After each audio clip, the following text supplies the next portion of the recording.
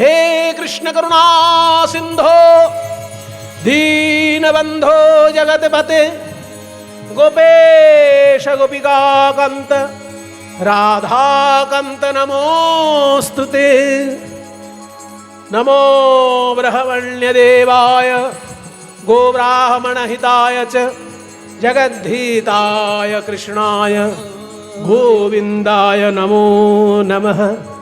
श्यामं हिरण्यपरिधिं वनमाल्यबरः धातुप्रवालनटवेशमनोव्रतांशे विन्यस्तहस्तमितरेण धुनानमविजं कर्णोत्पलालककपोलमुखाब्जहासं बरहापीडं नटवरवपुः कर्णयोः कर्णिकारं बिभ्रद्वासकनककोपीशं वैजयन्तीं च मालां रन्ध्रान् वेणोरधरसुधया पूरयन् गोपवृन्दैः वृन्दारण्यं स्वपधर्मणं प्राविशद् गीतकीर्तिः दीपार्चिदेव हि दशान्तरमभ्युपेत्य दीपायते वृत्तिहेतुसमानधर्मा यस्तादृगेव च हि विष्णुतया विभाति गोविन्दमादिपुरुषं तमहं भजामि गोविन्दमादिपुरुषं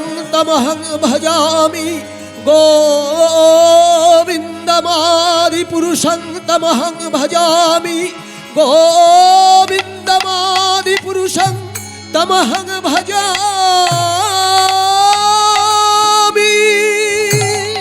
সনাতন ধর্মের 5টি হচ্ছে প্রধান ধারা। সেটা যে কোনো পুজো করতে গেলে আগে সেটা প্রয়োজন হয়। এটা ঠাকুর মশাইরা জানে, সাধারণ লোক জানে না। সেই জন্যই কথাগুলো বলছি। যে কোনো পুজো করতে গেলে, কালী পুজো করতে গেলে, সরস্বতী পুজো করতে গেলে, লক্ষ্মী পুজো করতে গেলে, কার্তিক পুজো করতে গেলে, জগদ্ধাত্রী পুজো করতে গেলে, দুর্গা পুজো করতে, সব পুজোয় আগে 5 জনকে উপাসনা করতে হবে। সেই 5 জন কে কে? না, প্রথমে হচ্ছে গণেশ, দ্বিতীয় হচ্ছে সূর্য, তৃতীয় হচ্ছে বিষ্ণু, চতুর্থ হচ্ছে শিব, আর পঞ্চম হচ্ছে দুর্গা। এই 5 জনকে আগে পুজো করে নিতে হবে, তারপর তুমি তোমার আরাধ্য দেবতার পুজো করবে। তোমার আরাধ্য দেবতা যদি লক্ষ্মী হন, এইবার লক্ষ্মী পুজো হবে। তোমার আরাধ্য যদি সরস্বতী হন, এইবার সরস্বতী হবে। কিন্তু তার আগে 5 জনকে পুজো করে নিতে হবে। সেই 5 জনের মধ্যে প্রথম জন হচ্ছেন গণেশ। একসঙ্গে এটাকে বলা হয় গণেশ দীনেশ, গণেশ দীনেশ রমেশ উমেশ উমা। একসঙ্গে এটা বলা হয় গণেশ, দীনেশ, রমেশ, উমেশ এবং উমা। উমা মানে দুর্গা, আর উমেশ, উমা যুক্ত ইশ, উমেশ অর্থাৎ দুর্গার স্বামী অর্থাৎ স্ত্রী, দুর্গার স্বামী অর্থাৎ শিব ঠাকুর। তাহলে গণেশ প্রথমে পুজো হয়, তারপর দীনেশ, দিন মানে দন্তের নয় হসি, দয় হস্যি দন্তের নয়, এই দিন মানে দিনের বেলা। এই দিনটা যিনি তৈরি করেন অর্থাৎ সূর্য, সূর্য উঠলে তবে তো দিনটা হলো, সূর্য না আসলে দিন হবে না, সারাক্ষণ রাত্রিই থাকবে। ওই জন্য সূর্যকে বলা হয় দীনেশ। তবে সেই দীনেশ বানানটা হচ্ছে দয় হস্যি দিয়ে, দীর্ঘি যদি লিখে ফেলেন মানে পুরো উল্টো হয়ে যাবে, অন্য রকমের মানে হয়ে যাবে। দীনেশ যদি দীর্ঘি দিয়ে দেন তাহলে মানে হবে কাঙালের ঠাকুর। দিন মানে কাঙাল, দিন মানে দরিদ্র, সেটা হচ্ছে দয় দীর্ঘি দন্তের ন, দিন, এটার মানে হচ্ছে দরিদ্র। আর দয় হস্যি দন্তের ন, এই দিন মানে ডে, যে দিনের বেলা। তাহলে গণেশ প্রথমে, তারপর দীনেশ অর্থাৎ সূর্য, তারপর হচ্ছে রমেশ, রমা মানে লক্ষ্মী, লক্ষ্মীর স্বামী বিষ্ণু, রমেশ মানে বিষ্ণু। তাহলে গণেশ, দীনেশ, রমেশ, তারপর উমেশ, উমেশ মানে শিব, তারপর উমা মানে দুর্গা। এই 5 জনকে আগে পুজো করতে হয়, তারপর লক্ষ্মী পুজো বা সরস্বতী পুজো, যে পুজো আপনার বাড়িতে হচ্ছে সেটা হবে। এই 5টিই হচ্ছে প্রধান ধারা সনাতন ধর্মের। সনাতন ধর্মের এত বিচিত্র রূপ যে চিন্তা করলে গা শিউরে ওঠে। কারণ সনাতন ধর্ম তো একজনের দাদাগিরির ধর্ম নয়। আপনি অন্যান্য ধর্মের যদি খবর নেন, দেখবেন সেখানে একজনের কথাই শেষ কথা, আর কারোর কথা সেখানে চলবেই না। একজনের কথা বাদ দিয়ে যদি অন্যের কথা বলতে আসেন, আপনার গলা কেটেও চলে যেতে পারে, তাই না? অন্যান্য ধর্মের রীতিটাই তাই। যদি ইসলাম ধর্ম হয়, হযরত মুহাম্মদ যা বলেছেন সেটাই শেষ কথা, তার উপরে যদি কেউ কিছু বলতে যায় গলা কিন্তু চলে যেতে পারে।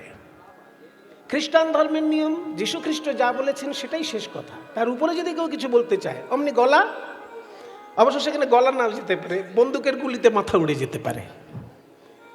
সেই জন্য অন্যান্য ধর্মে আমরা দেখি একজনের কথাই শেষ কথা, কিন্তু আমাদের সনাতন ধর্ম নিয়ে গর্ব হয় যখন দেখি প্রত্যেকটি মুনি ঋষির মর্যাদা সমান, কেউ কারোর কাছে ছোট নয়।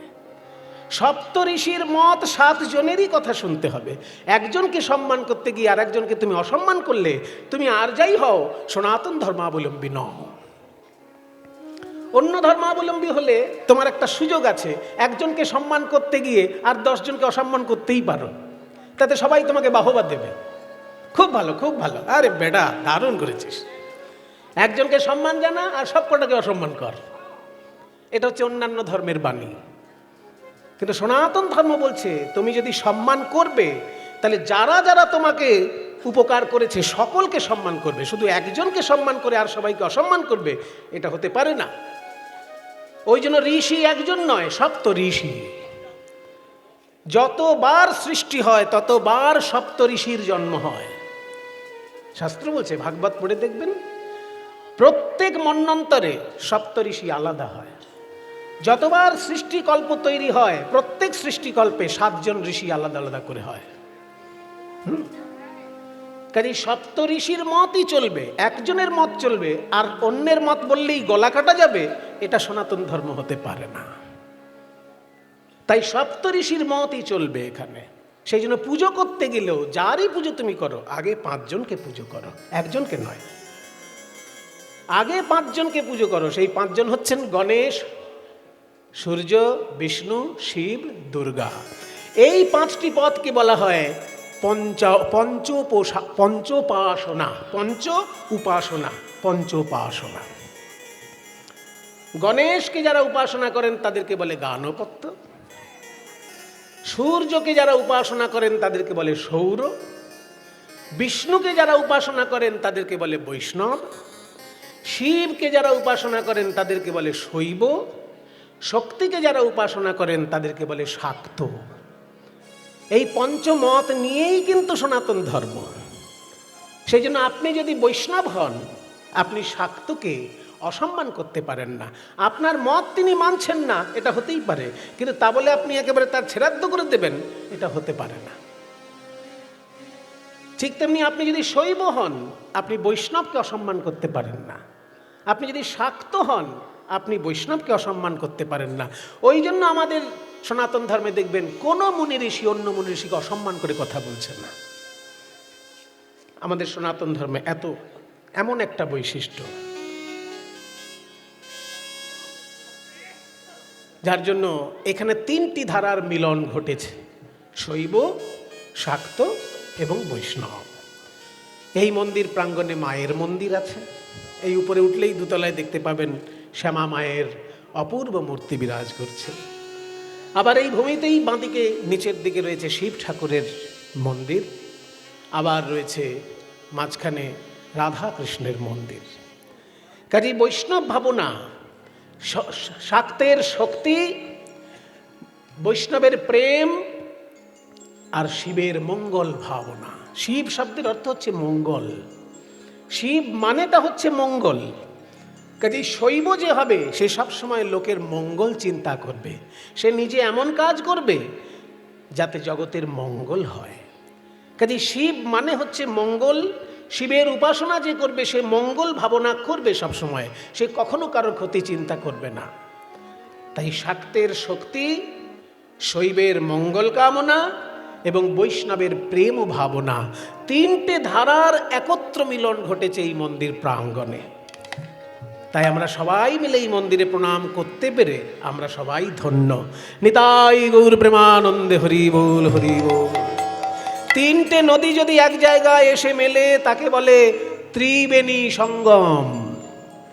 এই ত্রিবেণী সঙ্গম হচ্ছে উত্তরপ্রদেশের প্রয়াগরাজে, যেটা নাম ছিল এলাহাবাদ, এখন তার নাম প্রয়াগরাজ। আসলে সনাতন ধর্মের ধর্মস্থানগুলোকে নাম পাল্টে পাল্টে ধর্মটাকে একদম ভুলিয়ে দেবার চেষ্টা করেছিল মুঘলরা।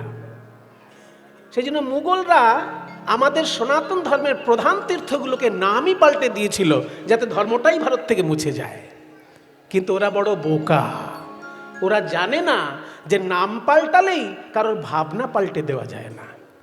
মনে করুন আমার নাম সুমন, আর আমি যদি সত্যিই সুমন হয়ে থাকি, যদি কেউ আমার নাম রাখে দুশ্মন, তা আমি কি সত্যিকারের দুশ্মন হয়ে যাব? আমার মামা আমার নাম রেখেছিলেন সুমন, আমি শুনেছি।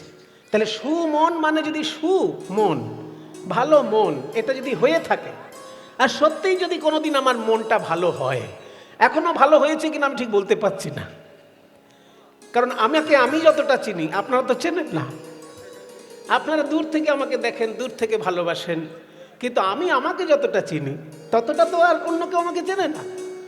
সেই জন্য প্রায় 50 বছর বয়স হতে যাচ্ছে, এখনো মনটা আমার হয়েছে কিনা আমি জানি না, তবে চেষ্টায় আছি, এখনো চেষ্টায় আছি।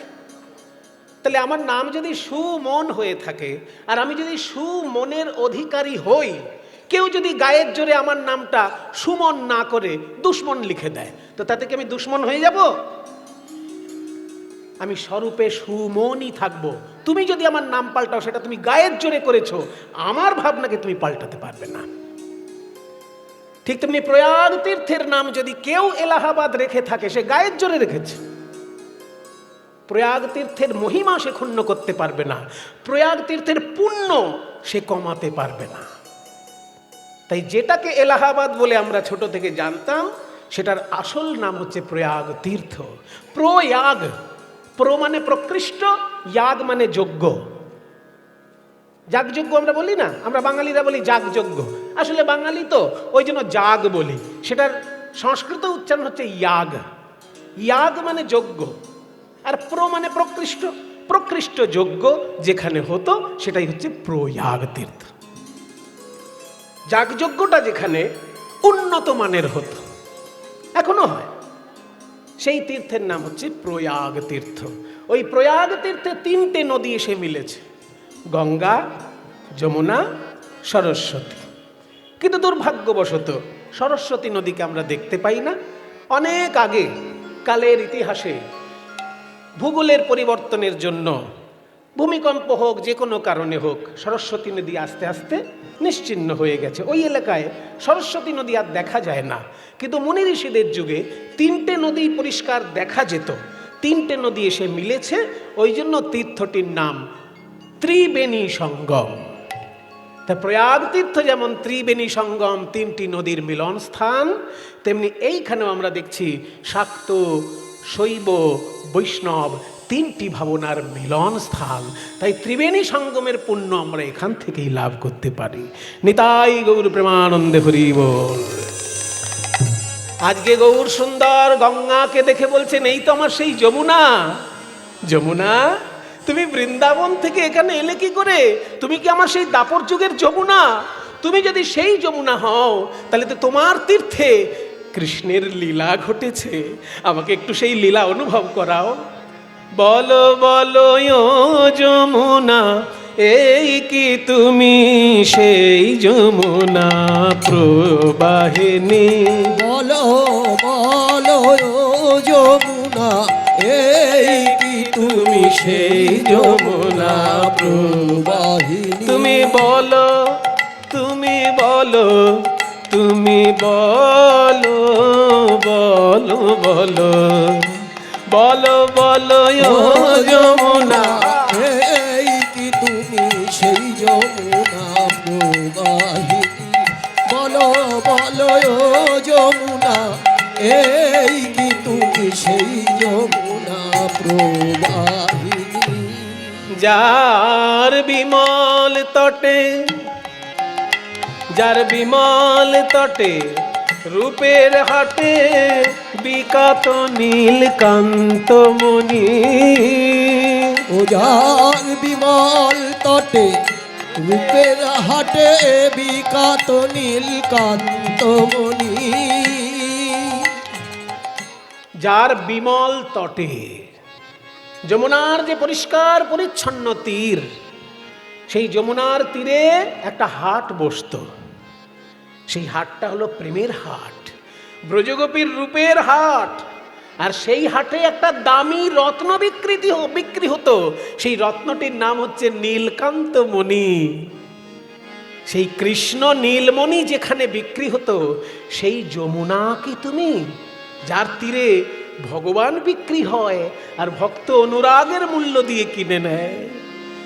যার বিমল তটে রূপের হাটে বিকাত নীলকান্ত মণি, ও যার বিমল তটে রূপের হাটে বিকাত নীলকান্ত মণি, যমুনায় ও যমুনা এই কি তুমি সেই যমুনা প্রবাহিনী, বলো বলো যমুনা, এই কি তুমি সেই যমুনা প্রবাহিনী, বলো বলো ও যমুনা এই কি তুমি সেই যমুনা প্রবাহিনী।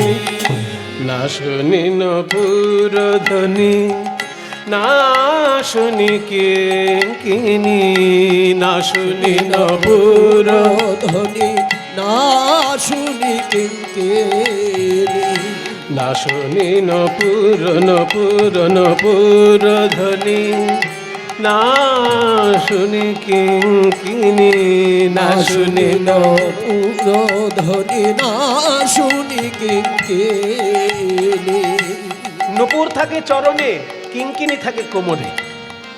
এইসব অলংকারগুলো এখন আর চেনা যাবে না, কারণ এখন পড়ে না খুব একটা মানুষ। নূপুর থাকে চরণে, এখনো কেউ কেউ পড়ছে নূপুর, কিন্তু কোমরে যে কিঙ্কিনি সেটা আজকাল খুব একটা আমি দেখি না কোথাও।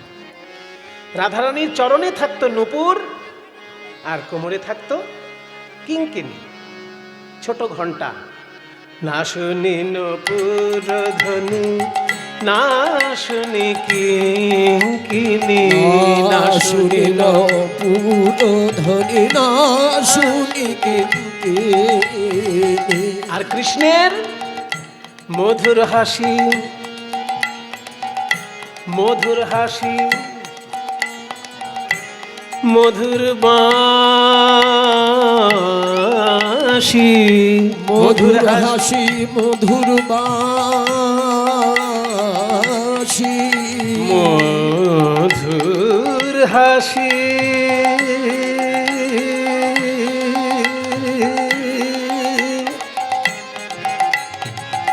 মধুর বাঁশি,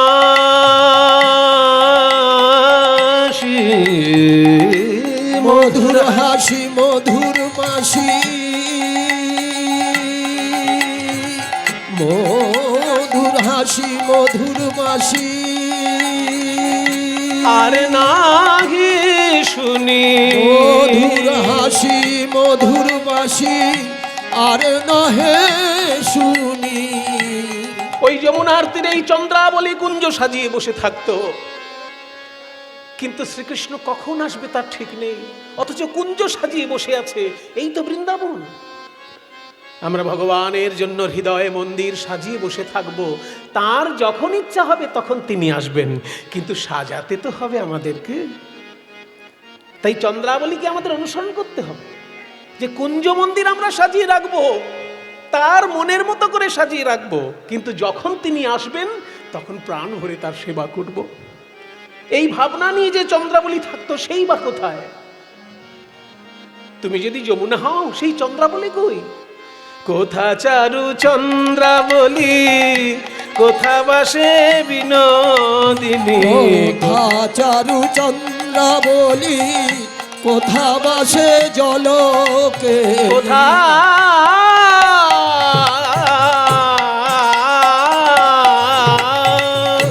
কোথা চারু চন্দ্রাবলী, কোথা বাসে যমুনা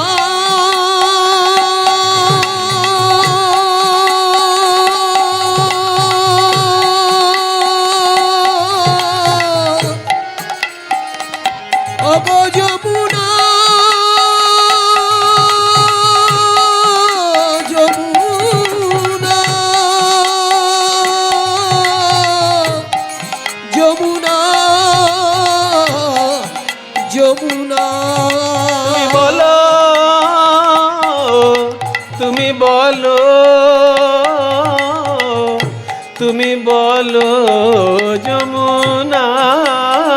কোথা চারু চন্দ্রাবলি, কোথা বাসে জলকে, কোথা রাস বিহারী বংশীধারী, কোথা রাস বিহারী বংশীধারী, রাস বিহারী কোথা বংশীধারী, রাস বিহারী বংশীধারী, কোথা রাস বিহারী বংশীধারী, রাস রাস বিহারী বংশীধারী। রাস বিহারী বংশীধারী। তার বামে, ও তার বামে, ও তার বামে তেরাই বিনোদিনী, বলো বলো ও নিতাই গৌর হরি বল। তুমি সেই যমুনা প্রবাহিনী, বলো বলো যমুনা, এই কি তুমি সেই যমুনা প্রবাহিনী। বলো বলো ও যমুনা, এই কি তুমি সেই যমুনা প্রবাহিনী, বলো বলো ও যমুনা, এই কি তুমি সেই যমুনা প্রবাহিনী। গঙ্গাকে দেখে যমুনা জ্ঞান করলেন মহাপ্রভু। ভাবলেন ফুলের বাগান ছিল, যেখানে রাস লীলা হয়েছিল সেখানে তো ফুলের বাগান ছিল, ফুলের বাগান কই? আরো দুপায়ে গিয়ে মহাপ্রভু দেখছেন গঙ্গার ধারে ধারে থোকায় থোকায় ফুল ফুটে আছে। এই তো, এই তো আমার সেই যমুনার তীরে কুসুম কানন, ফুল বন হেরি।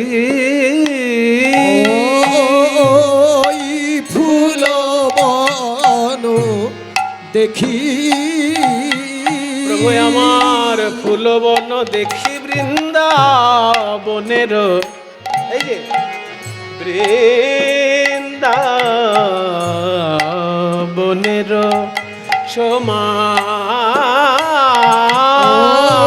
ওই ফুল বন দেখি, ফুল বন দেখি বৃন্দাবনে,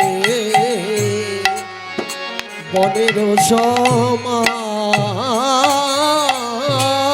এই তো সেই বৃন্দাবন, এই তো সেই বৃন্দাবন। আজ হেরি গোরা ফুলবন বলে বৃন্দাবন, আজ হেরি গোরা ফুলবন, এই তো সেই বৃন্দাবন। আজ হেরি গোরা ফুলবন হলো পূর্ব লীলায় উদ্দীপন। আজ হেরি গোরা হরিব, পূর্বলীলা উদ্দীপন। আজ হেরি গোরা ফুলবন, হলো পূর্বলীলা উদ্দীপন। হেরি গোরা ফুলবন, পূর্বলীলা উদ্দীপন। হেরি গোরা ফুলবন, পূর্বলীলা উদ্দীপন। হেরি গোরা ফুলবন বলে এই তো সেই বৃন্দাবন। এবার সহচর গণ ব্রজ, ওই সহচর গণ ব্রজ, সহচর গণ ব্রজ গোপী, ব্রজ গোপী অনুমা। ওই সহচর গণ ব্রজ, বলে এরাই তো তারা রে, বলে এরাই তো সহচর গণ ব্রজ, বলে এরাই তো তারা রে। প্রভু বলে এরাই তো তারা রে, বলে এরাই তো তারা রে। ওই বৃন্দাবনে ছিল যারা, এরাই তো তারা রে, বৃন্দাবনে ছিল যারা, এরাই তো তারা রে। বলি বৃন্দাবনে ছিল যারা, শ্রীধাম নবদ্বীপে এলো তারা, বৃন্দাবনে হরিব।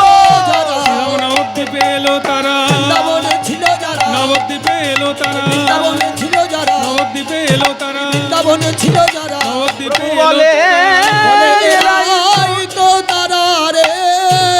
ওই সহচর গণ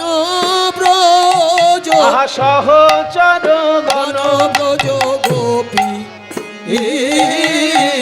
গণ ব্রজ গোপী অনুমান।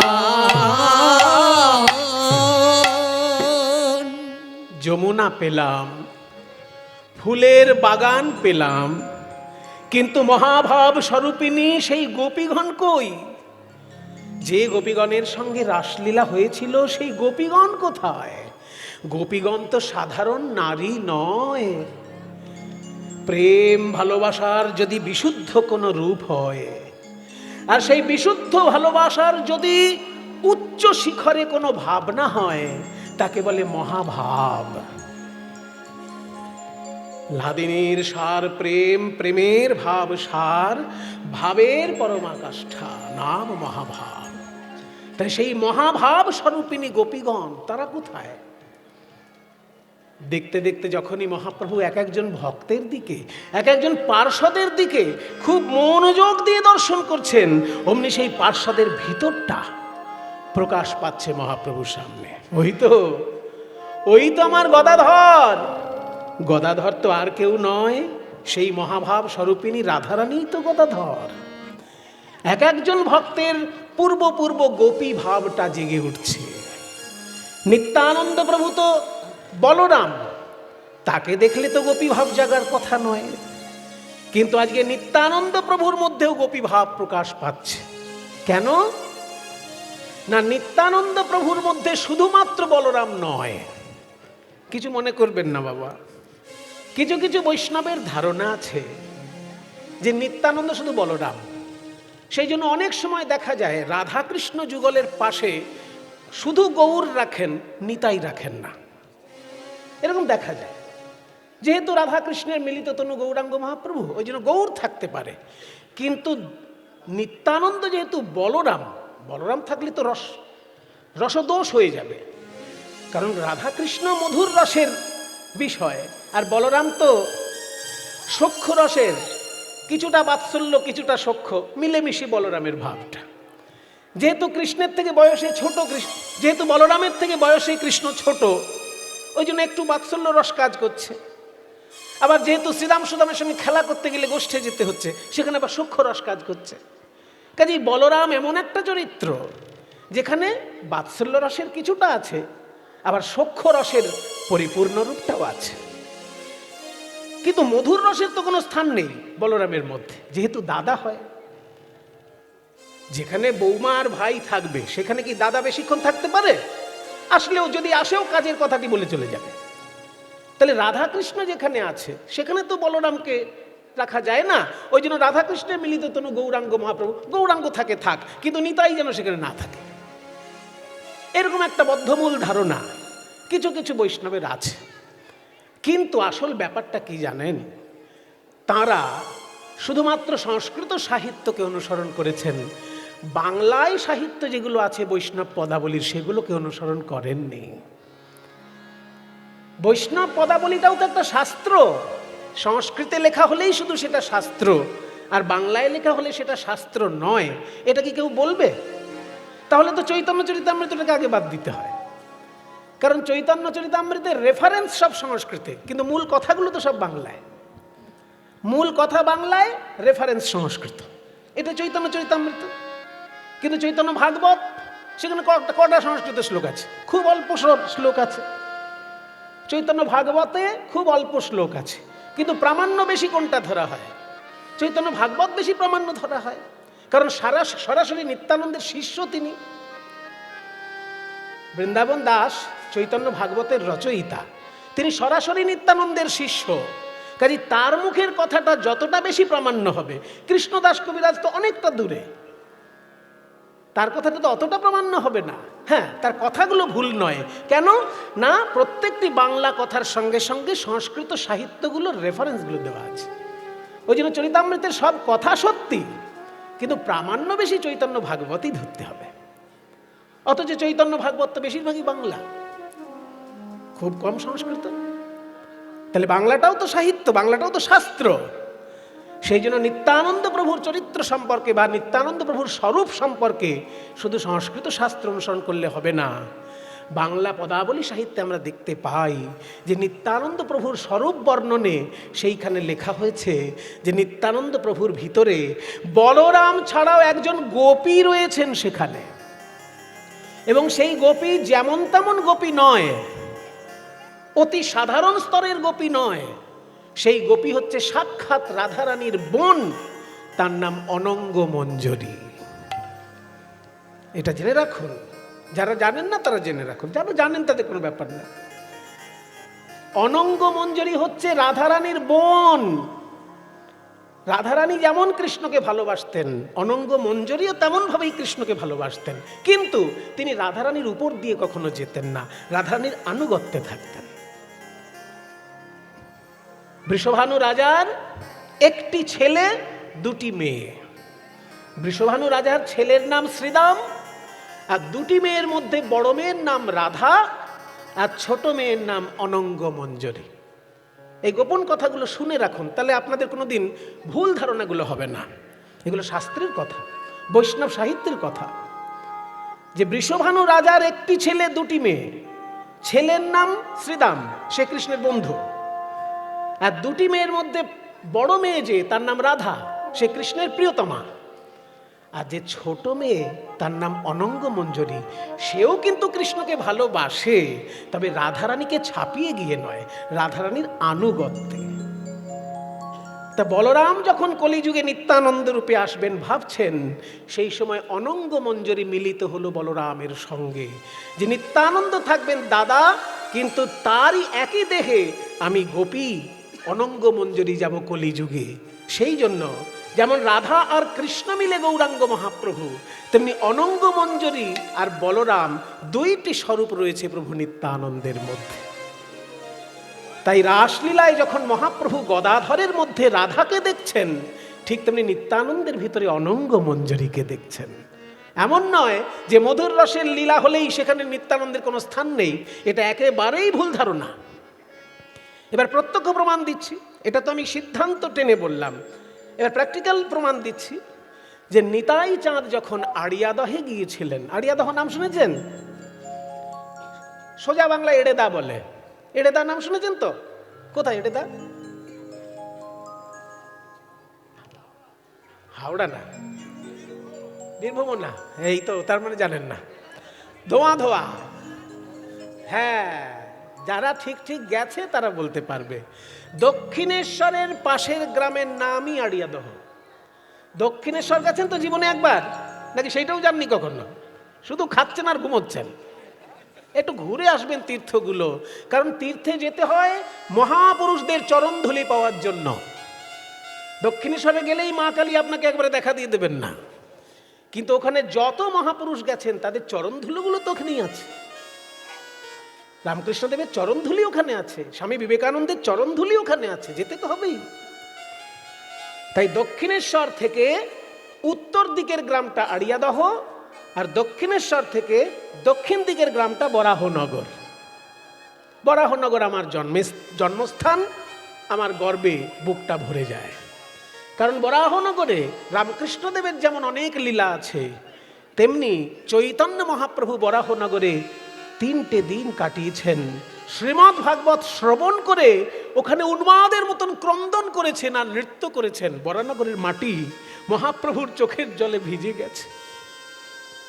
সেই বরাহনগরটা হচ্ছে দক্ষিণেশ্বর থেকে দক্ষিণ দিকে, আর আড়িয়াদহটা হচ্ছে দক্ষিণেশ্বর থেকে উত্তর দিকে, ঠিক পাশাপাশি গ্রাম।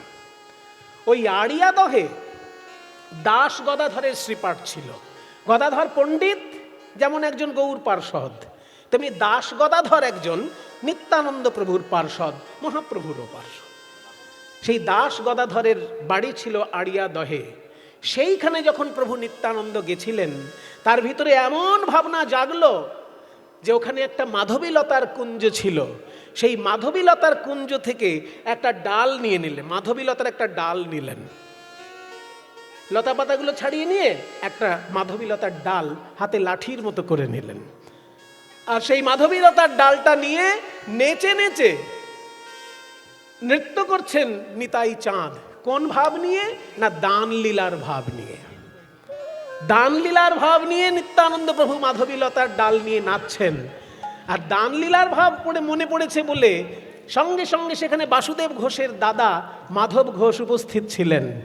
বাসুদেব ঘোষরা অনেক ভাই, কিন্তু 3 ভাই প্রধান, মাধব ঘোষ, গোবিন্দ ঘোষ আর বাসুদেব ঘোষ। এই 3 জন মহাপ্রভুর প্রিয়। কেন না, এরা কীর্তন এত ভালো গাইতেন যে মহাপ্রভু খুব ভালোবাসতেন এদের।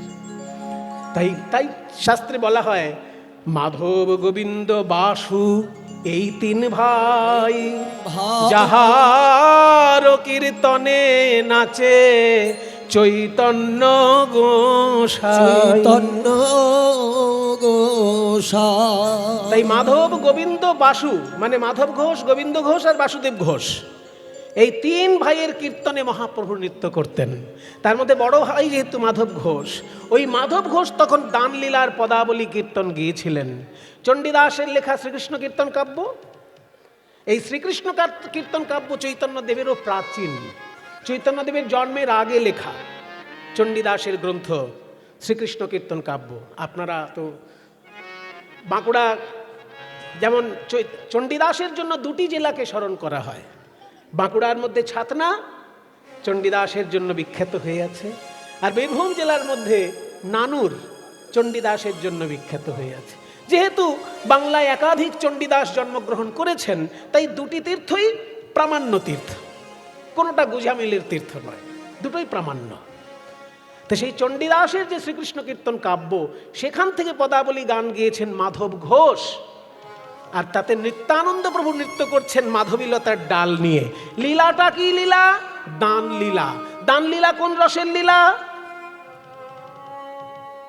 বাৎসল্য রস না সখ্য রস? কোন রসের লীলা? দান লীলা। বলে এসব জিজ্ঞেস করবেন না, কীর্তনীরা গায়, আমরা শুনি, আমরা তো বুঝি না, বুঝতে চাইও না। বোঝেন না ভালো কথা, কিন্তু বুঝতে চাইবেন না কেন? বুঝতে তো হবে, তা নাহলে আপনাকে সাপ বলতে ব্যাং ধরিয়ে দেবে বা ব্যাং বলতে সাপ ধরিয়ে দেবে, আপনি তাই নিয়ে আনন্দে থাকবেন।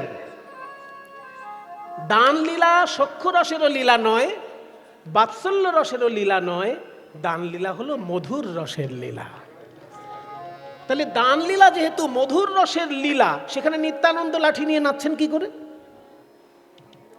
এটাই তো প্রত্যক্ষ প্রমাণ যে যেসব বোকা লোকেরা বলে যে মধুর রস নিতাইয়ের দেবার ক্ষমতা নেই, কারণ তিনি দাদা বলরাম। আরে বোকা, বসো, ঝগড়া করতে ইচ্ছে করছে, আগে ঝগড়া করে নি একটু। যেসব বোকা লোকেরা বলে যে নিতাই যেহেতু বলরাম, দাদা বলরাম, ওই জন্য ওনার সখ্য রস দেবার ক্ষমতা আছে, মধুর রস দেবার ক্ষমতা নেই। আরে বোকা, তুই প্রভু নিত্যানন্দের জীবনীটা ভালো করে পড়, জান প্রভু নিতাইকে আগে। প্রভু নিতাই চাঁদ যদি মধুর রসের অধিকারী না হন, তাহলে দান লীলায় তিনি মাধবীলতার ডাল নিয়ে নৃত্য করছেন কি করে? করতেনই না জীবনে ওইসব লীলা আস্বাদন। আসলে নিত্যানন্দ শুধু বলরাম নয়, নিত্যানন্দের মধ্যে যেমন বলরাম খেলা করছে, তেমনি নিত্যানন্দের মধ্যে রাধারানীর বোন, নিজের বোন অনঙ্গ মঞ্জুরি খেলা করছে। ওই জন্য মহাপ্রভু যখন নিত্যানন্দের দিকে তাকাচ্ছেন, তার মধ্যে গোপী ভাব দেখতে পাচ্ছেন। বলে এরাই তো তারা রে, এরাই তো তারা রে, ওই বৃন্দাবনে ছিল যারা, এরাই তো তারা রে, ওই বৃন্দাবনে ছিল যারা, এরাই তো তারা রে। দাঁড়াও দাঁড়াও দাঁড়াও দাঁড়াও, সাধারণ শ্রোতা হিসেবে আমার একটা বক্তব্য আছে। এখন আমি কীর্তনিয়া নই, 5 মিনিটের জন্য আমি একটু শ্রোতা। সাধারণ শ্রোতা হিসেবে আমার একটা প্রশ্ন আছে, যেটা শ্রোতারা করতে পারবে না, তাই তাদের পক্ষ হয়ে আমি করছি। সেটা হচ্ছে যে মহাপ্রভু যখন পার্শ্বদের দিকে দেখছেন, তাদেরকে গোপী ভাবছেন কেন? কারণ তারা তো পুরুষ, আর শ্রীকৃষ্ণের সঙ্গে যারা নেচেছিল তারা তো নারী। বৃন্দাবনে যমুনার তীরে যারা নেচেছিল তারা নারী, তারা গোপী। আর মহাপ্রভুর সঙ্গে গঙ্গার তীরে যারা নাচছেন তারা সবাই পুরুষ, একটাও নারী নেই। মায়েরা কিছু মনে করবেন না, যদি ওই পুরুষ দলের মধ্যে একটা নারী ঢুকে যেত, মহাপ্রভু সেখানে নাচতেন না, বার করে দিতেন। কারণ ছেলে আর মেয়ে মিলে ধেই ধেই করে নাচবে, তাতে ভাব জাগ্রত হবে মহাপ্রভুর, এটা কখনো হয়নি। ছেলেরা নাচতেই পারে, মেয়েরাও নাচতে পারে, কিন্তু হুড়োহুড়ি ধাক্কাধাক্কি করে নয়। মেয়েরা একদিকে নাচুক, ছেলেরা একদিকে নাচুক, কিন্তু ছেলে মেয়ে মিলেমিশে হই হুল্লোড় করে নাচবে আর তাতে একটা বিশৃঙ্খল তৈরি হবে, এটা কখনো ভক্তি ধর্ম নয়। তার প্রত্যক্ষ প্রমাণ দিচ্ছি। যখন চৈতন্য মহাপ্রভু শ্রীবাস অঙ্গনে কীর্তন করছেন, একদিন কীর্তন গাইতে গাইতে শ্রীবাসকে বলছে, শ্রীবাস, আজকে আমার কিছুতেই হৃদয়ে ভাব উদয় হচ্ছে না, ঘরে কিছু একটা অসুবিধা আছে। শ্রীবাস ভাবলো, ঘরে কি অসুবিধে? দেখলো ঘর তো আমি পরিষ্কার করে দিয়ে গেছি। কিছুক্ষণের মধ্যে দেখলো ঘরের কোণে একটা বড় ঝুড়ি উল্টানো আছে, বড় একটা ঝুড়ি উল্টানো আছে। শ্রীবাস ভাবছে, এইটা তো আগে ছিল না, এটা আবার কে এনে রাখলো? এই বলে সেই ঝুড়িটাকে যখনই শ্রীবাস তুলেছে, দেখে ঝুড়ির মধ্যে একটা বুড়ি। যেমন তেমন বুড়ি নয়, শ্রীবাসের শাশুড়ি। আসলে শ্রীবাসের শাশুড়ি একটু সন্দেহ বাতিগ্রস্ত ছিলেন। উনি মনে মনে ভাবতেন যে কি এমন রসের কীর্তন হয় যে আমার জামাই ওই নিমায়ের সঙ্গে কীর্তনের ঘরে ঢুকলে আর বেরোতেই চাই না, আমাদের সঙ্গে গল্প টল্প খুব একটা করতে চায় না, কীর্তনের ঘরে গেলে কি আছে রস ওখানে? শুনেছি মধুর রসের কীর্তন, কি মধুর রস? এইটা দেখার জন্য একটা বড় ঝুড়ি মাথায় চাপা দিয়ে শ্রীবাসের শাশুড়ি ঘরের কোণে বসেছিলেন, আর মহাপ্রভুর ওই কীর্তন হচ্ছে দলবল নিয়ে। মহাপ্রভু বলছেন, আমার ভাব উদয় হচ্ছে না। মানে শ্রীবাসের শাশুড়ি শুধু উপস্থিত আছেন বলেই মহাপ্রভু ভাব উদয় হচ্ছে না। তখন শ্রীবাস এই শাশুড়িকে করজোড়ে বলছে, মা, আপনি আমার মাতৃ সমতুল্য, আপনি আমার মাই, আমার স্ত্রীর মা, মানে আমারও মা আপনি। আপনার চরণ ধরে অনুরোধ করছি, আপনি এখনই কীর্তন ঘর ত্যাগ করুন, কারণ আপনার জন্য আমার মহাপ্রভুর ভাব উদয় হচ্ছে না, এটা মোটেই বাঞ্ছনীয় নয়, আপনি দয়া করে অন্য ঘরে যান। শ্রীবাসের শাশুড়ি ওই ঘর ছেড়ে বাইরে এলেন, তারপর মহাপ্রভুর কীর্তনে ভাব উদয় হলো। তাহলে চিন্তা করুন যে নারীর উপস্থিতি মাত্র মহাপ্রভুর কাছে কষ্টদায়ক হচ্ছে, আর সেইখানে মহাপ্রভু ধেই ধেই করে সব ছেলে মেয়ে একসঙ্গে নাচবেন, এটা কখনো হতেই পারে না। তাই মহাপ্রভু যখন নাচছেন রাসলীলার ভাব নিয়ে, তার সঙ্গে সবাই ছেলে, কিন্তু কৃষ্ণ যখন যমুনার তীরে নেচেছেন রাসলীলা, সেখানে সবাই মেয়ে ছিল। তাহলে কি করে এরাই তো তারা রে, এরাই তো তারা রে, তখন থেকে বলছেন। এটি হচ্ছে সাধারণ শ্রোতার পক্ষ থেকে প্রশ্ন। এবার কীর্তন জগতের উত্তর হচ্ছে, হে ভক্তগণ, ভালো করে খেয়াল করুন, মহাপ্রভুর সঙ্গে যারা নৃত্য করছেন তারা সবাই পুরুষের শরীর ধারণ করেছেন মাত্র, কিন্তু তাদের হৃদয়ের ভাব হচ্ছে গোপী ভাব। কেন না, বৃন্দাবনে একদিন গোপীগণ কেঁদে বলেছিল, হে কৃষ্ণ, ও হে নাগর বর, শুনো হে মুরলীধর, মুরলীধর নিবেদন করি রাঙা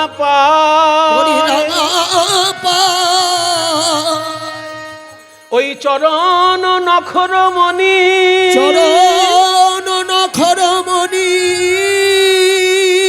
যেন চাঁদের গাঁথনি, যেন চাঁদের গাঁথনি, ভালো শোভে দাসীর গলা,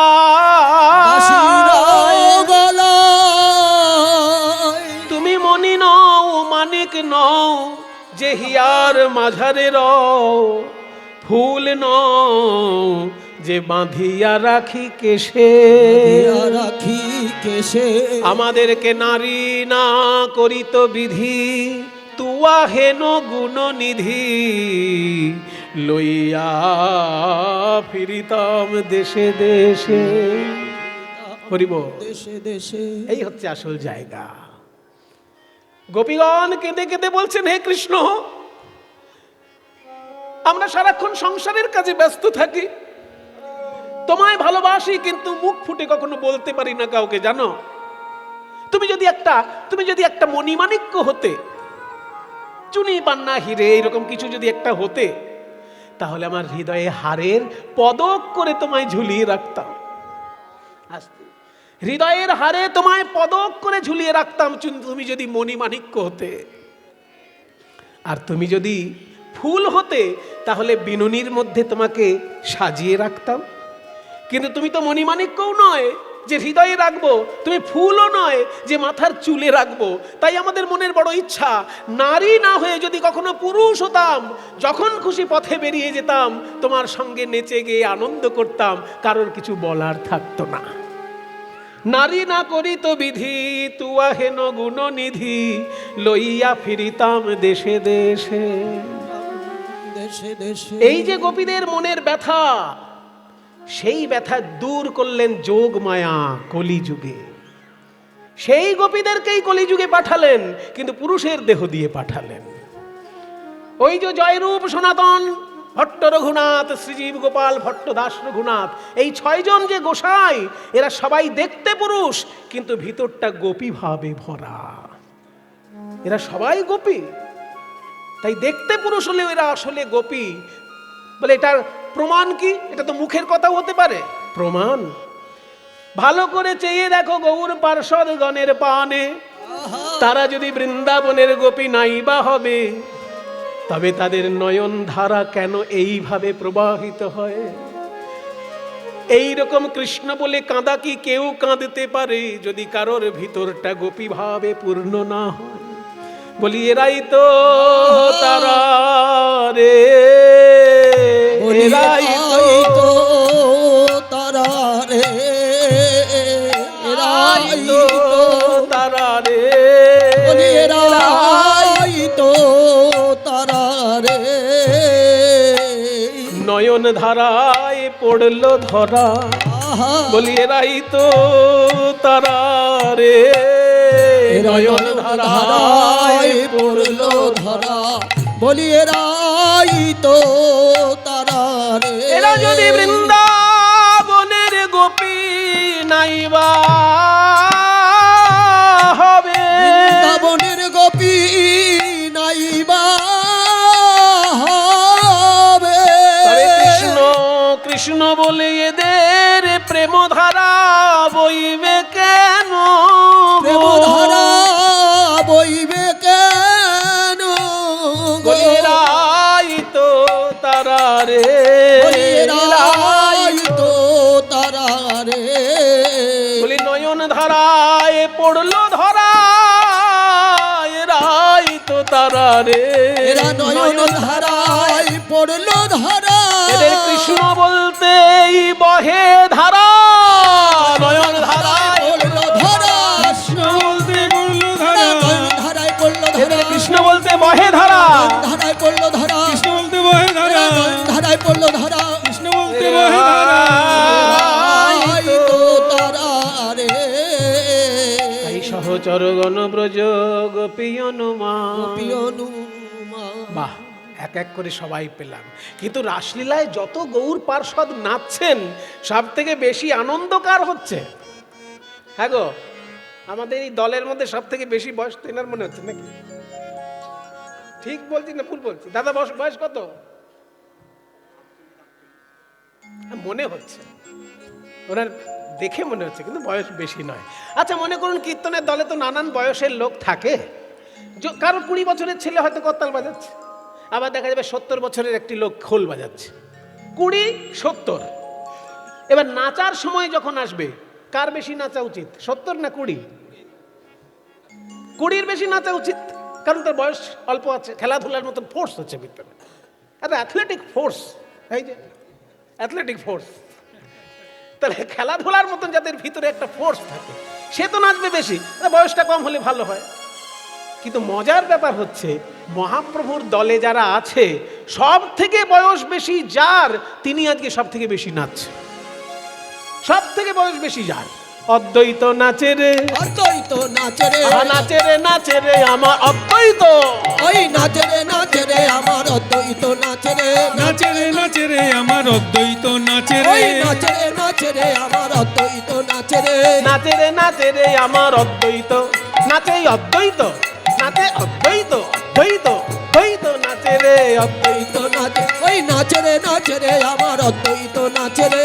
এই দাঁড়াও দাঁড়াও দাঁড়াও, 20 বছরের ছেলে পিলে আছে, তারাও তো নাচছে না, কিন্তু অদ্বৈতের বয়স তো মহাপ্রভুর থেকেও 52 বছরের বড়। ইতিহাস বলছে মহাপ্রভুর থেকে 52 বছরের বড় অদ্বৈত আচার্য। তাহলে মহাপ্রভুর বয়স যদি 20 ধরি, তাহলে অদ্বৈতের বয়স 72 হয়ে যাচ্ছে। উরি বাপরে, এত বয়স আপনার, আর আপনি সব থেকে বেশি নাচছেন কেন? অদ্বৈত বলছে, নাচবো না, আমি আজ তাই পেয়েছি, আমি আজ তাই পেয়েছি, ওই দাপরে যা চেয়েছি আজ তাই পেয়েছি, আমি দাপরে যা চেয়েছি আজ তাই পেয়েছি, ওই দাপরে যা চেয়েছি আজ তাই পেয়েছি। ওই দাপরে যা চেয়েছি আজ তাই পেয়েছি। তারপরে কি চেয়েছেন কি পেয়েছেন আপনিই বুঝলেন, আমরা তো আর কিছু বুঝলাম না। আসলে এই অদ্বৈত আচার্য হচ্ছেন সেই দেবাদিদেব মহাদেব। 3টি ধারার মধ্যে একটি ধারা শৈব ধারা। দেবাদিদেব মহাদেব তিনি একবার মা দুর্গাকে বলেছিলেন, কি চাও তুমি? দুর্গা বলেছেন, আমার ইচ্ছা যে আমি একটু রাসলীলা দর্শনে যাব। হ্যাঁ, সেটা আবার কি? রাসলীলা মানে রসানাম সমূহ ইতি রাস, বহুবিধ রসের যেখানে সমন্বয়, সেইটা হচ্ছে রাসলীলা। এই লীলা তো আর খুব সহজ নয়। আমরা গাইতে গাইতে মনে হয় খুবই সহজ, শুনতে শুনতে মনে হয় খুবই সহজ, কিন্তু তত্ত্বের দিক দিয়ে বিচার করলে এই লীলা বড় কঠিন লীলা। কারণ রসের সমন্বয় আর রসের সমাহার, তবে তো রাস। রস তো অনেক রকমের আছে, সেই রসের সমন্বয় এবং সমাহার যেখানে হয়েছে সেটা রাসলীলা। তার মানেটা কি? এটা সহজ কথায় বলো। বলে সহজ হচ্ছে, কৃষ্ণ একা থাকবে না, সব গোপীরা থাকবে, কোনো পুরুষ মানুষের প্রবেশ নিষেধ। বলে ওরে বাবা, শুধু কৃষ্ণ একা আর সব গোপী? বলে হ্যাঁ, ওইটা আমি একটু দেখতে যাব। তো আমিও যাব না, তোমার যাওয়া হবে না, কারণ তুমি পুরুষ ভাবে রয়েছো এখন, আমি তো নারী, আমি গোপী ভাবে আছি, হবে না। ঠিক আছে, তুমি যাও, আমি দেখছি। যায় গো নেচে নেচে যায় গৌরী, নেচে নেচে যায় গো, নেচে নেচে যাই গৌরী, নেচে নেচে যাই, নেচে নেচে মায়েরা যায় তুলু দাও। গৌরী, নেচে নেচে যায়, নেচে নেচে যাই গৌরী, নেচে নেচে যাই গৌরী, নেচে নেচে যায় গৌরী, নেচে নেচে যায়, নেচে যাই,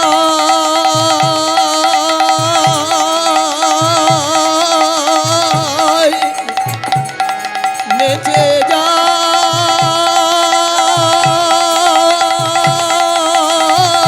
গো, নেচে নেচে যাই যায় গৌরী, নেচে নেচে যায়, নেচে নেচে যাই গৌরী, নেচে নেচে যাই, গৌরী নেচে নেচে যায়, গৌরী নেচে নেচে নেচে যাই, নেচে যায়, নেচে যায়, নেচে যায়, যায় যায় গো, নেচে নেচে নেচে যাই গৌরী, নেচে নেচে যাই, নেচে নেচে যায় গৌরী, নেচে নেচে যায়, নেচে নেচে যায় গৌরী, নেচে নেচে যায়।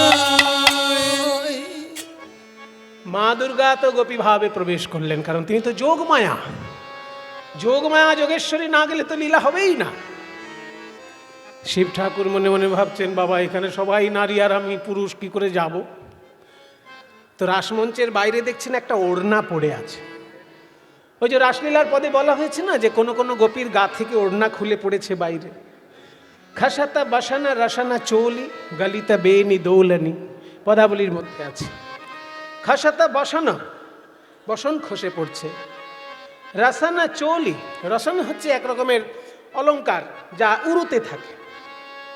রসাতু রসনা পিতব ঘন জঘন মণ্ডলে ঘোষয়তু মন্মথনি দেশম, জয়দেবের গীত গোবিন্দে আছে না, যে রসাতু রসনা পিতব ঘন জঘন মণ্ডল।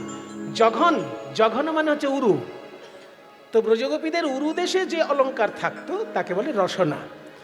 তা খসত বসনা রসনা চৌলি, চৌলি মানে ওড়না। তাহলে খসাতা বসানা রসানা চৌলি গলিতা বেনি দোলনি, বিনুনি খুলে গিয়ে পিঠের উপর দুলছে। এই হচ্ছে গোপীদের রূপ যাবার সময়। তো যদি কারোর ওড়না খসে পড়েছে, এমন গোপীও তো আছে, সেই রকম খসে পড়ে থাকা একটা ওড়না মহাদেব মাথায় দিয়ে যেই না রাস মঞ্চে প্রবেশ করেছেন, অমনি রাসচক্র বন্ধ হয়ে গেল। গোবিন্দ বুঝলেন গোপী ভাব ছাড়া অন্য ভাবের প্রবেশ নিশ্চয়ই ঘটেছে। গোপী ভাব ছাড়া অন্য ভাবের প্রবেশ ঘটলেই রাসচক্র বন্ধ হয়ে যাবে, রসের ব্যাঘাত ঘটলেই রাস বন্ধ।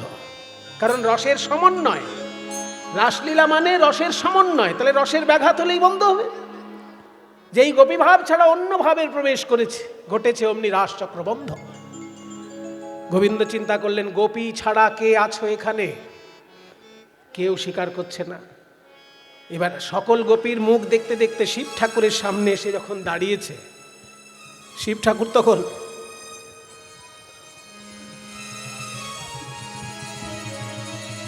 বাপরে বাপ, এত কাঁপছে কেন এই গোপী? কে তুমি? আমি শ্বেত গোপী।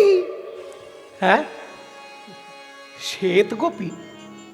এরকম তো কোনো গোপী নেই। আসলে সাদা সাদা ছাই মাখানো আছে পায়ে, সাদা ছাই দেখা যাচ্ছে পায়ে, কি আর বলবে শ্বেত গোপী? আমি শ্বেত গোপী। শ্বেত গোপী? তাহলে দেখি তোমার মুখটা একটু দেখি, ওড়নাটা সরাও। যেই না গোবিন্দ জোর করে ওড়না সরিয়ে দিয়েছেন, মহাদেব এ তুমি কি করলে? মহাদেব করজোড়ে মহাদেব স্তব করছে, হে কৃষ্ণ করুণা সিন্ধো দীনবন্ধো জগৎপতে গোপেশ গোপিকাকান্ত রাধাকান্ত নমোস্তুতে।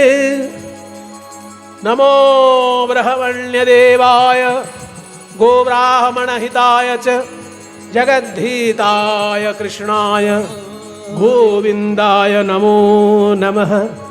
শ্যামং হিরণ্যপরিধিং বনমাল্যবরঃ ধাতু প্রবালনটবেশমনোব্রতাংশে বিন্যস্তহস্তমিতরেণ ধুনানমবিজಂ कर्णोत्पलालकपोलमुखाब्जहासं बरहापीडं नटवरवपुः कर्णयोः कर्णिकारं बिभ्रद्वासकनककोपीशं वैजयन्तीं च मालां रन्ध्रान् वेणोरधरसुधया पूरयन् गोपवृन्दैः वृन्दारण्यं स्वपधर्मणं प्राविशद् गीतकीर्तिः दीपार्चिदेव हि दशान्तरमभ्युपेत्य दीपायते वृत्तिहेतु समानधर्मा यस्तादृगेव च हि विष्णुतया विभाति गोविन्दमादिपुरुषं तमहं भजामि गोविन्दमादिपुरुषं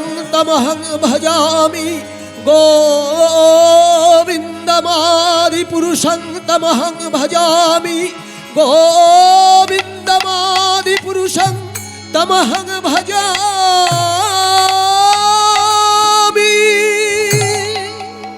দাঁড়াও ভোলানাথ,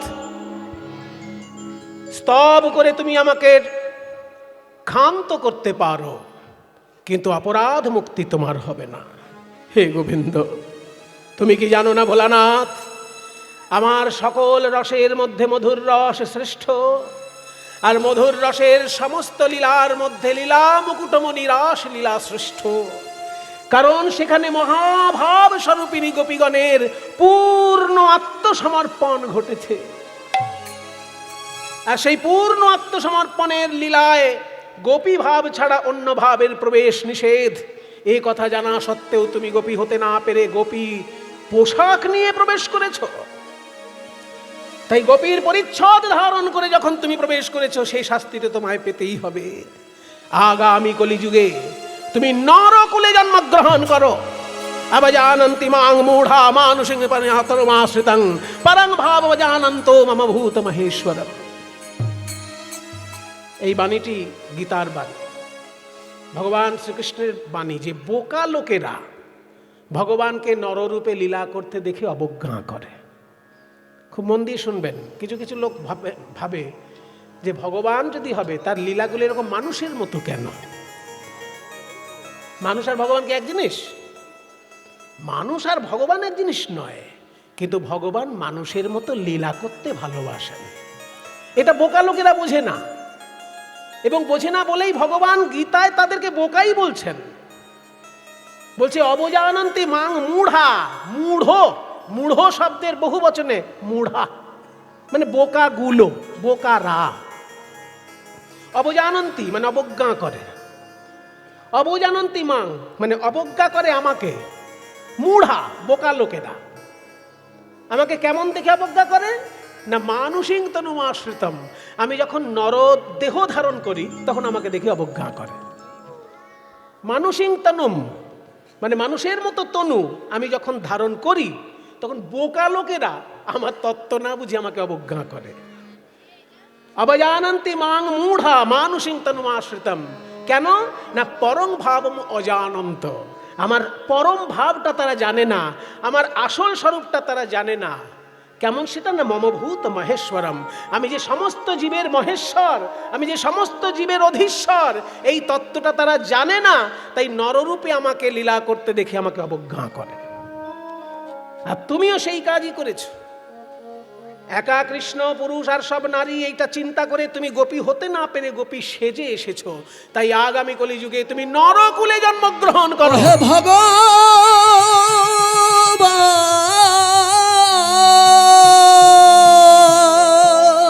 দেবাদিদেব মহাদেব বলে, হে গোবিন্দ, নরকুলে জন্মগ্রহণ করা কলিযুগের পক্ষে ভাগ্যের কথা।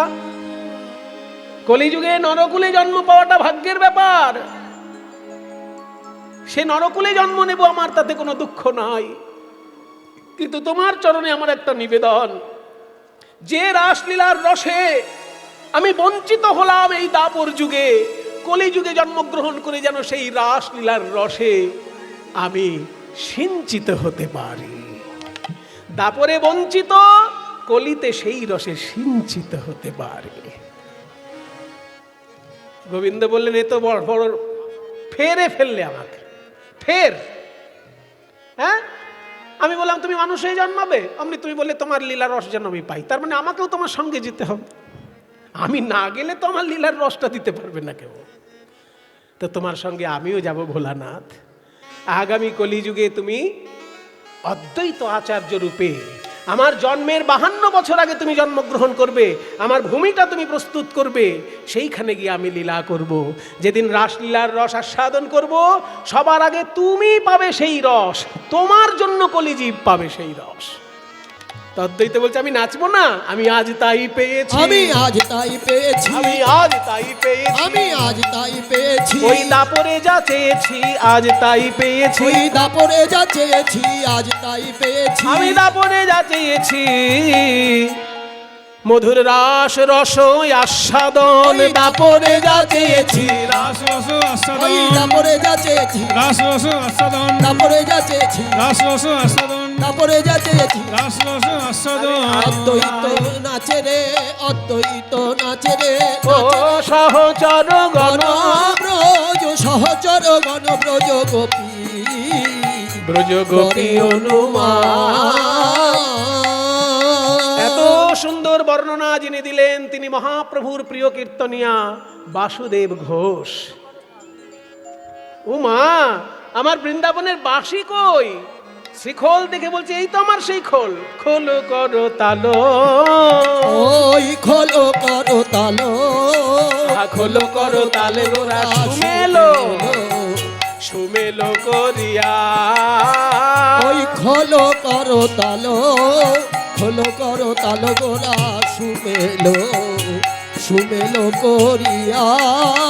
বাজে খোল, বাজে খোল, বাজে খোল, বাজে খোল, সংকীর্তন মহারাসে বাজে খোল, বাজে খোল, ওই সংকীর্তন মহারাসে বাজে খোল, বাজে খোল। খোল বলে ধিক টান, তাকে ধিক, তাকে ধিক, তাকে তাকে তাকে ধিক,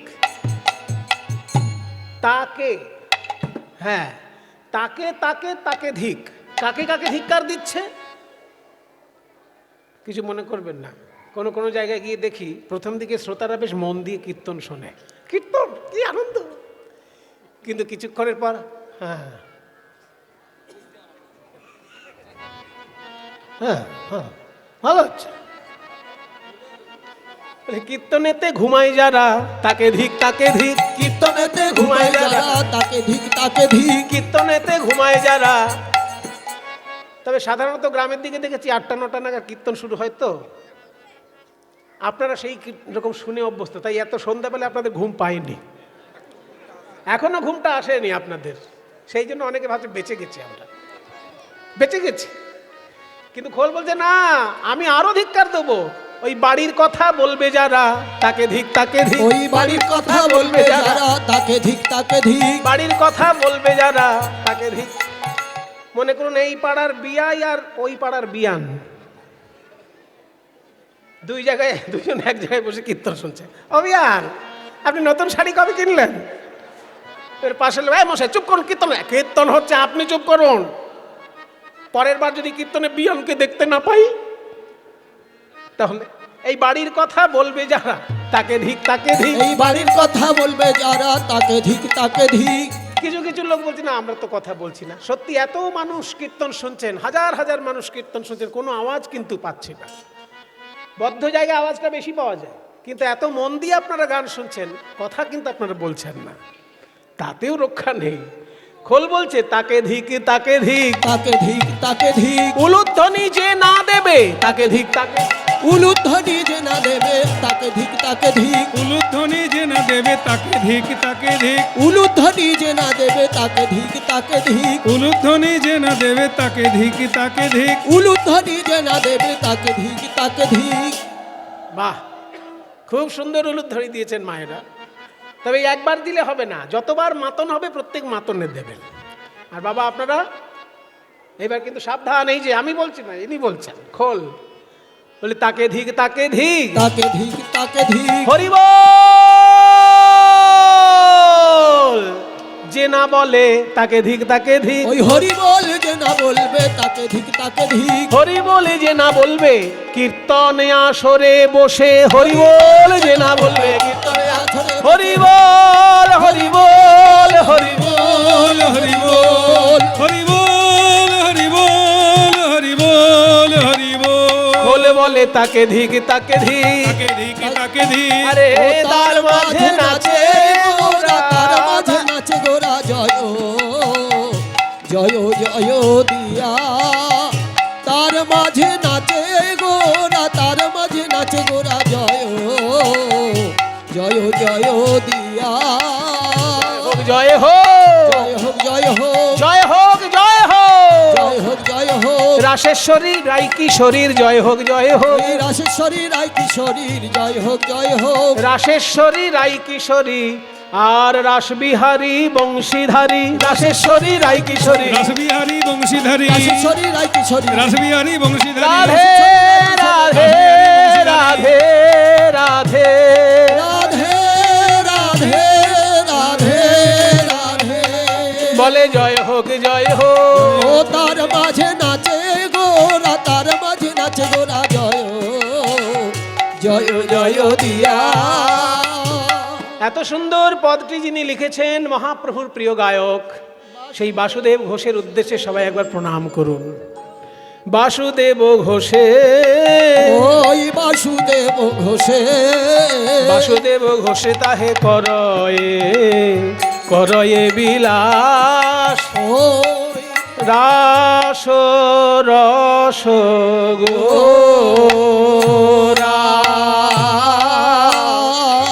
চাঁদ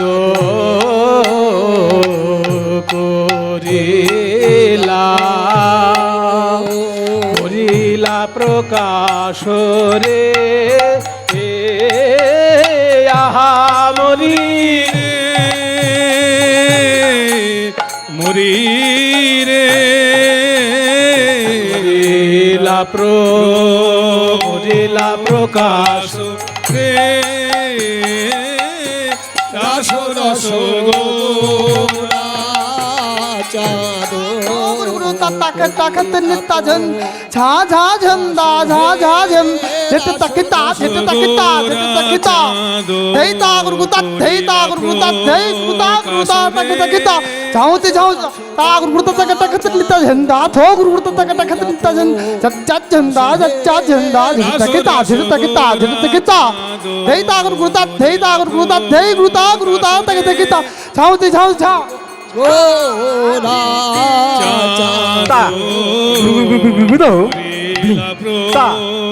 ঘিনি তাকে দা ঘিনি তাকে ধেরে তা ধেরে তা ধেরে তা ঘি ধরে ধরে খড়বাক ধরে ধরে ধরে তো ধরে তো ताकि कर कर कर कर कर ता कर कर कर कर ताकि ना के झा ताकि ना के भैया तीन ताकि डॉक्टर कर डॉक्टर कर भैया तीन ताकि डॉक्टर कर डॉक्टर कर ता कर कर ताकि ना के झा ताकि भैया तीन ताकि ताकि कर कर कर कर भैया तीन ताकि ताकि कर कर कर कर ताकि ना के झा ताकि ना গোরা চাঁদো করিলা প্রকাশরে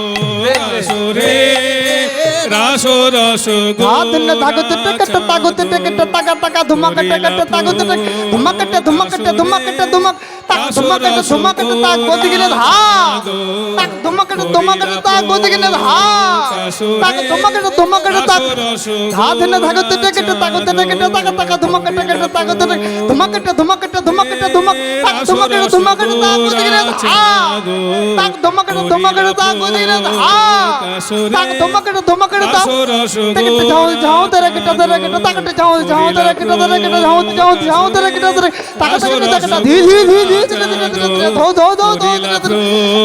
तकट तीन तकट घर के लगे तकट जाओ तेरे किट तकट जाओ तेरे किट जाओ तेरे किट तकट धी धो तकट तीन রাস রস গোরা চাঁদো করিলা हरि बोल हरि बोल চাঁদো করিলা প্রকাশরে রাস রস গোরা চাঁদো করিলা প্রকাশরে রাস রস গোরা চাঁদো করিলা প্রকাশরে রাস রস গোরা চাঁদো করিলা প্রকাশরে রাস রস গোরা চাঁদো করিলা প্রকাশরে রাস রস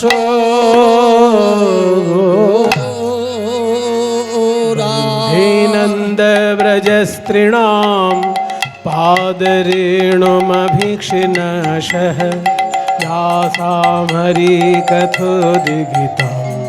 पुनदि भुवनत्रया वन्दे नन्दव्रज स्त्रीणां पादरेणुमभीक्ष्णसः यासां हरिकथोदिगितं पुनति भुवनत्रयम् हरो रे नयन भोरी हरो हरि नयन भोरी गोपी बल्लभ राधा मदन मोहन हरो रे नयन भोरी हरो हरि नयन भोरी गोपी बल्लभ राधा मदन मोहन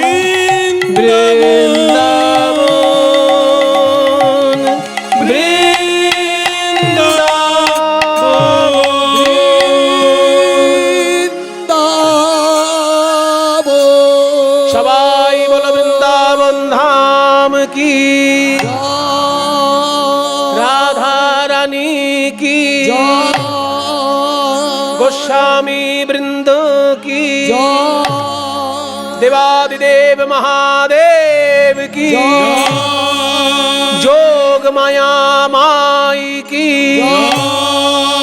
निजो निजो श्री गुरु महाराज की